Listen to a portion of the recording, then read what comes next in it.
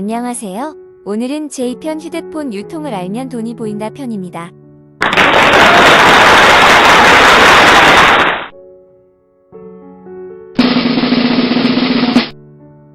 부자가 되려면 돈을 좇지 말고 자신의 가치를 따르라는 말이 있습니다.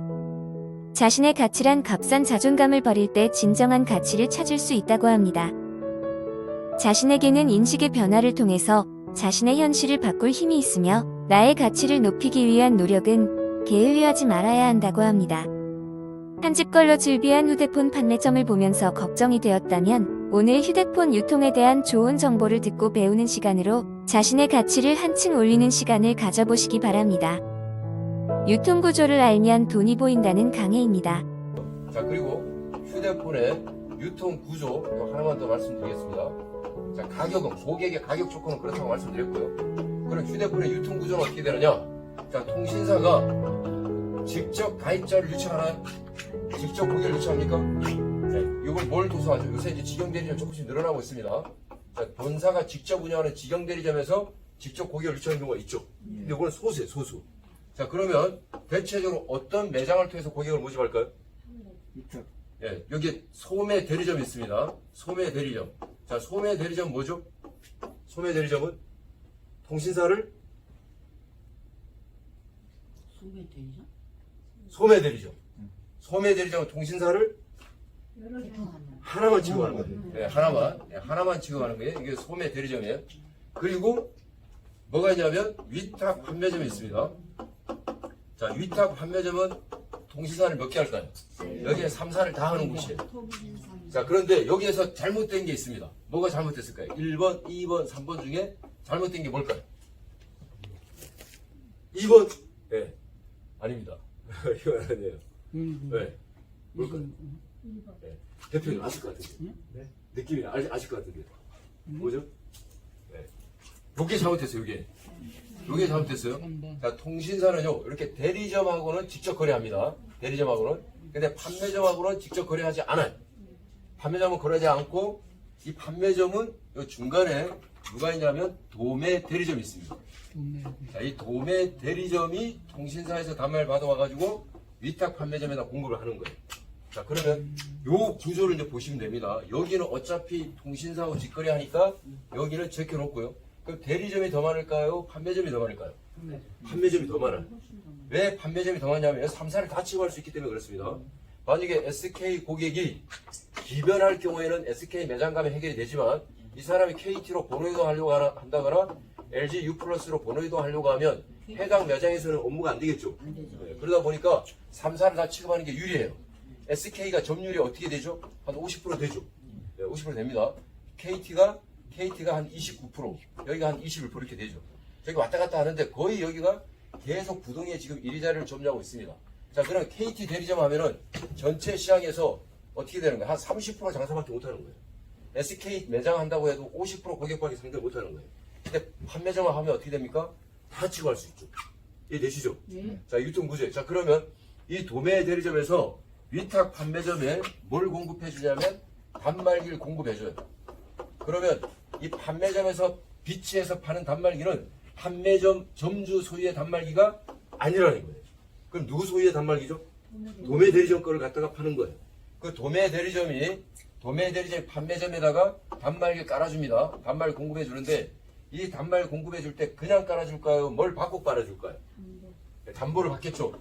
자, 담보를 먹겠습니까? 보증 증권을 받고서 단말 깔아주는 거예요. 그러면 이렇게 해서 매장을 많이 깔아만 놓으면 이 도매는 어떻습니까? 돈을 많이 벌 수 있죠. 네, 그래서 저희는 이 시장을 그런데 이미 여기가 포화 상태예요. 매장이 포화 상태입니다. 그래서 저희가 온라인은 지금 무주공산이고 온라인은 진행하는 회사가 거의 없기 때문에 저희가 이 부분을 적극적으로 공략하는 거예요. 자, 그래서 어쨌든 이 대리점이든 판매점이든 이분들이 다 고객을 직접 유치하는데 저희는 어떻습니까? 고객에게 어떤 조건을 어떤 혜택 고객한테 어떤 혜택을 저희가 부여드리죠? 위탁 판매점. 고객한테 이렇게 점주가 될 수 있는 혜택을 부여하는 거예요. 점주가 될 수 있는 혜택을. 자, 그래서 저희는 이 위탁 판매점 로드샵이죠.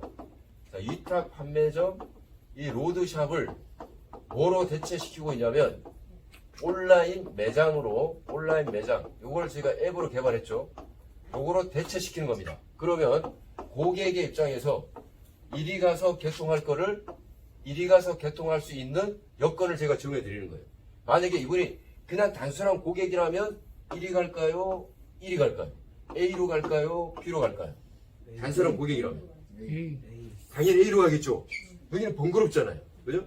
그런데 이리 갈 수밖에 없게 만든 게 바로 뭐냐면 이분이 점주의 자격을 갖게 되는 겁니다. 자, 여기도 점주가 있겠죠. 이 점주가 가져가는 마진이 평균 플러스 마이너스 한 30만 원 됩니다. 그럼 이 마진을 이 앱을 깐 점주가, 고객이 앱을 까면 점주가 되죠. 자, 고객이 어떻게 하면 오프라인 매장의 점주가 되죠? 고객이 어떻게 하면 오프라인 매장의 점주가 됩니까? 매장을 오픈하면 점주가 되죠. 마찬가지예요. 고객이 앱을 깔면 점주가 되는 거예요. 자, 여기는 고객이 매장을 오픈하면 점주가 됩니다. 마찬가지 앱을 깔면 점주가 되는 거예요. 그런데 이 앱을 저희가 공격적으로 어떻게 깔아드리냐면 무료로 깔는 거예요. 무료로. 그러면 앱을 무료로 깔면 그 사람은 뭐가 되는 겁니까? 매장의 점주가 되는 거예요. 그러면 이분은 점주가 됐다라고 보면 이분은 추가로 개통, 본인 거부터 앞으로 계속 개통해야 되지 않습니까? 개통할 때마다 이분은 동네 매장 가겠습니까? 본인 매장 가겠습니까? 본인 매장 가겠죠? 그러면 앱만 많이 깔아놓는다고 하면 대한민국 휴대폰 시장을 어떻게 할 수 있습니까? 석권할 수가 있죠. 석권할 수가 있어요. 자, 그래서 앱을 계속 깔아나가는 일을 우리가 하는데 우리가 실질적으로 휴대폰 장사를 하는 것이 아니고 휴대폰 개통하는 것이 아니고 사실 우리가 앱을 까는 사람을 하는 거예요. 왜냐하면 앱을 깔아만 주기만 하면 자동으로 그 사람은 어디서 개통해요? 자기 매장에서 개통하니까. 그러니까 개통하라고 얘기를 하는 게 아니에요. 개통하라고 얘기하면 제가 소대에 뭐라고 했습니까? 이 친구가 나에게 물건을 팔려고 들이대는구나 라는 생각이 들면 피한다고요. 아, 나 가까운 매장 갈래. 니한테 안 사. 이런다고요. 그것이 아니고 뭐를 하라고 저희가 정보를, 유익한 정보를 제공해 주는 겁니까? 매장을 공짜로 열어주는 획기적인 내용이 있다는 정보를 제공해 주는 거예요. 그래서 앱을 깔면 친구는 점주가 되고 앱을 깔아준 사람은 어떤 사람입니까? 그 사람은 도매 대표로서 도매 사업을 하시는 거예요. 도매 사업을 하는 겁니다. 강의 내용을 한번 정리해 보도록 하겠습니다. 먼저 통신사는 직영점을 통하여 소수의 고객을 모집하기도 합니다. 그리고 앞에서 보신 바와 같이 판매점을 모집하여 고객을 모으는 영업을 하기도 하는데 이 두 가지 방법은 하나의 통신사밖에 영업을 할 수밖에 없는 구조입니다. 따라서 고객의 니즈에 맞는 다른 통신사로 바꿀 수 없다는 단점이 존재합니다. 그래서 통신사 3사는 도매 대리점을 두고 통신 3사 모두를 취급할 수 있는 위탁 판매점을 만들 수 있게 하였고 이 판매점 형태로 한 집 걸려 있는 휴대폰 판매점들이 모두 위탁 판매점으로 수억 원의 자금을 들여 오픈하고 있는 실정이라는 것을 알게 되었습니다. 여기서 이야기하고자 하는 핵심 내용은 이렇게 경쟁이 심한 길판매점을 수억 원의 돈을 들여 열어야 할까요? 무료 앱을 다운받아 온라인 판매점을 열어야 할까요? 어차피 경쟁해야 하는 휴대폰 판매 시장에서 무자본 휴대폰 판매점을 연다는 것은 그동안 경험한 유통구조를 확실하게 통찰한 결과를 토대로 내가 스스로 판매점이 되어도 괜찮다는 결론을 내렸기 때문입니다. 1편에서 온라인 앱 판매점에 대한 길 판매점과의 차이점을 알려드렸고 영상에서 보시는 바와 같이 무자본 앱 판매점은 앱을 깔고 가입하는 순간부터 판매자로서 수입이 발생한다는 점이 같으면서도 완전하게 다른 무자본 앱 판매점이라는 사실을 알게 되었습니다. 수익 구조를 보면 수억 원을 들여 운영하는 길 판매점과 다름없는 수입 상황이 발생합니다. 굳이 다른 점을 강조한다면 길 판매점은 오는 손님을 받는 것이고 앱 판매점은 내가 주변 사람들을 상대로 앱을 열심히 알려서 판매한다는 것이 다르겠지만 무자본으로 내 휴대폰 비용뿐 아니라 노력에 따라 월급 정도까지도 가능한 판매 방식이라는 것을 아셨을 것입니다.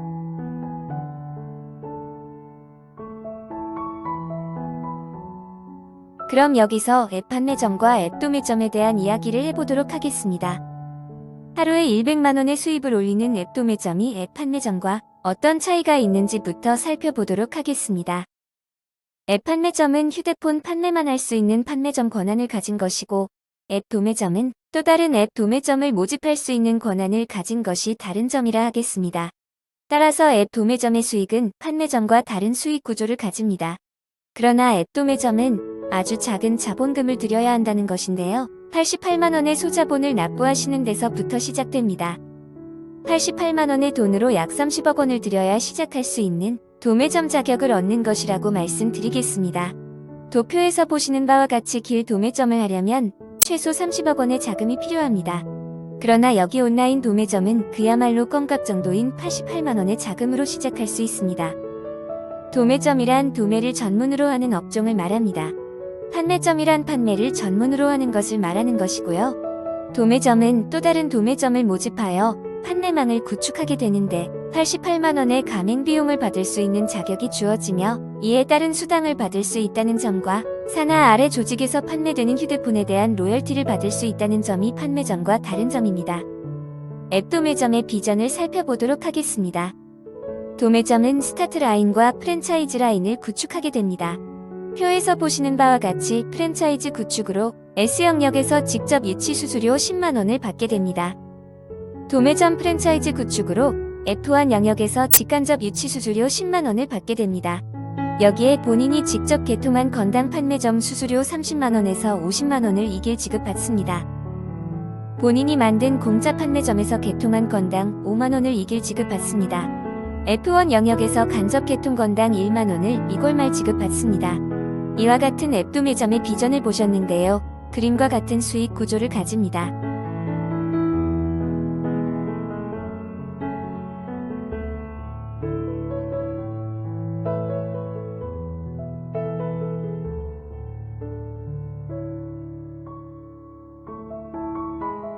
다시 한번 앱 도매점과 앱 판매점의 비교 자료를 보면서 두 번째 강의를 마치도록 하겠습니다.